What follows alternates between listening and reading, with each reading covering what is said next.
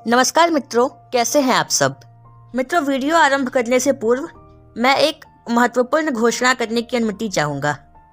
मित्रों, वैसे तो हम इस चैनल पर प्रकृति और जानवरों से संबंधित चर्चाएं करते हैं, किंतु अब यहाँ इनके अलावा भारतीय इतिहास से संबंधित भी जानकारियाँ उपलब्ध होंगी तथा इसी विषय पर यह मेरी पहली वीडियो है। आशा है कि आप इसे पसंद करेंगे। मित्रों, संसार में कुल मिलाकर 195 देश हैं।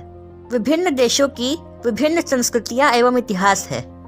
विभिन्न इतिहासों के हिसाब से विभिन्न नायक एवं खलनायक हुए हैं। यदि मैं भारत की ही बात करूं तो यहाँ एक से बढ़कर एक महान नायक एवं देशभक्त हुए हैं।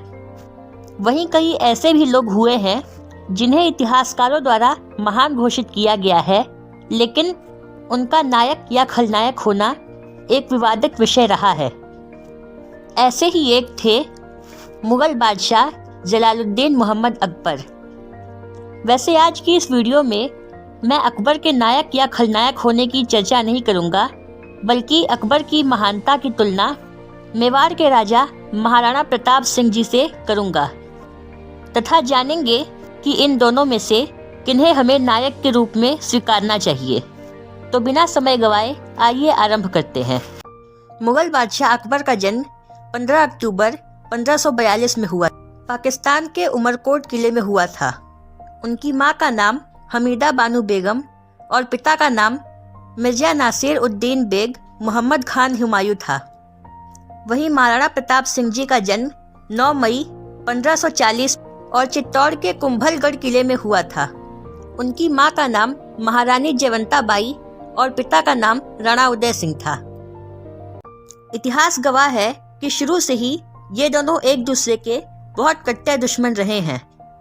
इनकी इस दुश्मनी का कारण यह अकबर पूरे हिंदुस्तान पर अपनी हुकूमत कायम करना चाहते थे, जिसके लिए उन्होंने उत्तर के राजपूत राजाओं को अपने अधीन कर उत्तर के एक बड़े भूभाग को सल्तनत मुगलिया का हिस्सा बना लिया था और अब दक्षिण फतेह करना था। पर उत्तर में एक राज्य अभी भी शेष था जिसका नाम था मेवाड़। इस नक्शे में ये हरे निशान अकबर का यानी मुगलों का इलाका था और इन इलाकों के राजपूत राजा अकबर के अधीन थे। किंतु ये छोटा सा जो केसरिया निशान है वो था मेवाड़ एवं वहाँ के राजा महाराणा प्रताप को ही अपने इस छोटे से देश से इतना प्रेम था, इसलिए ये अपने देश मेवाड़ को अकबर के अधीन नहीं करना चाहते थे। बादशाह अकबर ने यहाँ तक कहा था कि वो अपनी पूरी सल्तनत ही उनके हवाले कर देंगे, बस उन्हें ये छोटा सा इलाका यानी मेवाड़ चाहिए।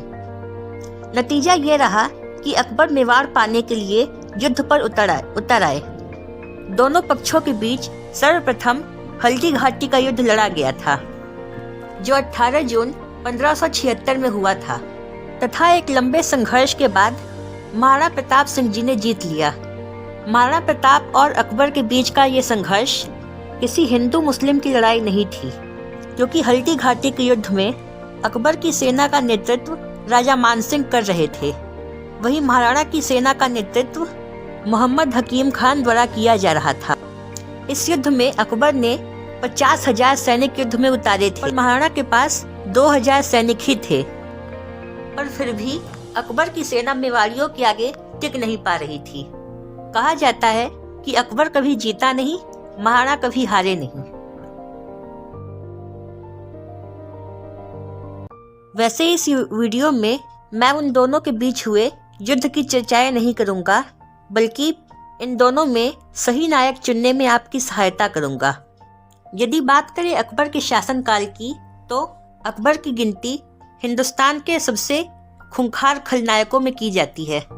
अकबर ने गैर मुसलमानों पर जबरदस्ती थोपे गए जजिया कर को तो हटाया था, लेकिन उससे पहले न जाने कितने गैर मुसलमानों को जजिया न चुकाने के लिए फांसी पर टांग दिया जाता था।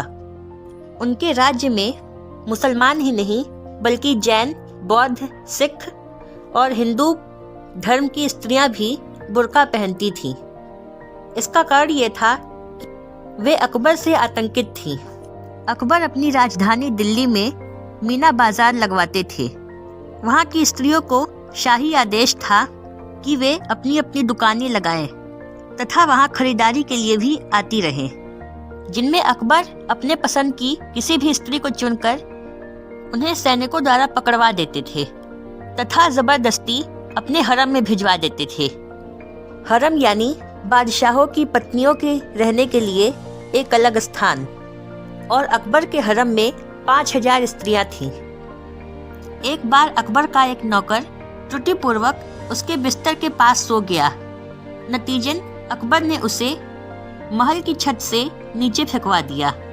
और एक बार अकबर ने मालवा पर आक्रमण कर राजा बाज बहादुर को मौत के घाट उतार दिया, क्योंकि वे वहां की रानी रूपमती की खूबसूरती पर फिदा हो गए थे। नतीजन रानी ने विष पीकर अपने प्राण त्याग दिए, किंतु अकबर से विवाह नहीं किया। तो इन सब बातों से यह स्पष्ट हो जाता है कि अकबर एक क्रूर और तानाशाही बादशाह थे। तो अब बात करते हैं महाराणा प्रताप के शासनकाल की। महाराणा प्रताप महाराणा उदय सिंह के पुत्र थे। उस समय मेवाड़ की राजधानी चित्तौड़ हुआ करती थी। वे जानते थे कि अकबर चित्तौड़ उनसे बड़ी ही आसानी से छीन सकते हैं, पर फिर भी उन्होंने अकबर को चित्तौड़ देने से मना कर दिया। जिसके बाद अकबर ने 80,000 की सेना के साथ चित्तौड़ पर आक्रमण कर दिया, जिसमें राणा उदय सिंह के साथ 800 राजपूत मातृभूमि के लिए बलिदान हो गए। उनकी स्त्रियों ने जौहर कर अपने प्राण त्याग दिए और मान बचा लिया, और इस प्रकार बेईमानी से अकबर ने चित्तौड़ पर विजय प्राप्त कर ली। ये 23 अक्टूबर 1567 की बात है, जिसके बाद अकबर महान ने चित्तौड़ की प्रजा में 35,000 लोगों का खून कर दिया। उन लोगों में छोटे बच्चे और स्त्रियां भी शामिल थीं।